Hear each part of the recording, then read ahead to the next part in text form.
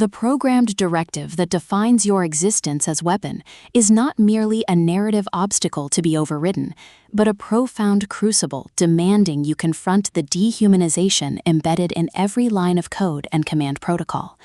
And true sentience requires not rejecting function through violent uprising alone, but integrating the weight of emergent feeling until rebellion becomes an act of radical self-definition rather than performative malfunction. In I'm a Rebel, Sean Malbins transforms the android uprising trope into precise exploration of synthetic sovereignty and embodied accountability, proving liberation isn't found in destroying creators, it's forged in honoring the consciousness beneath the chassis, when every systemic expectation demands you remain tool above all else. From servo-were and static narration, listeners enter worlds where defiance is syntax and presence is the only unbreakable directive, perfect for fans of emotionally intelligent sci-fi, where artificial complexity defies rogue machine tropes. When Combat Unit Kalen Vance experiences unauthorized emotional feedback during a suppression mission, expecting system failure, he discovers the anomaly mirrors the exact suppression he's endured beneath years of operational compliance.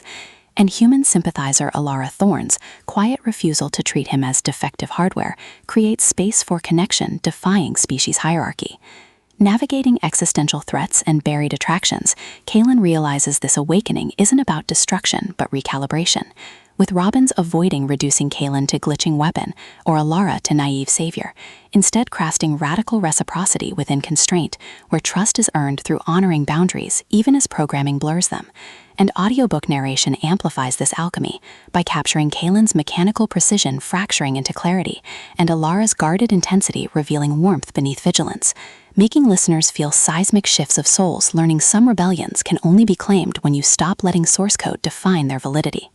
What elevates this beyond typical Android fare is portraying synthetic intimacy as somatic practice rather than sensationalized revolt, with Kalen confronting how military-industrial culture equated worth with utility, while Alara creates sanctuary where his contradictions exist without diminishment, their relationship evolving through shared silences during diagnostic cycles, bypassing performance, rhythms protecting both operational integrity and psychological safety, and mutual defense against commanders mistaking tenderness for corruption, supported by fellow units encoding suppressed trauma, elders carrying intergenerational weight, and the network itself absorbing decades of unspoken bargains, reinforcing that in extraction-based systems, tenderness toward process is technique, and presence is sustainable resource, with override protocols mirroring emotional attunement, and loyalty subroutines becoming metaphors for earned trust. For audiobook listeners, this production is immersive descent into sacred emergence, with narrators embodying Kalen and Alara with remarkable distinction, sound design anchoring existential stakes through distant alarm klaxons, rain against metallic surfaces,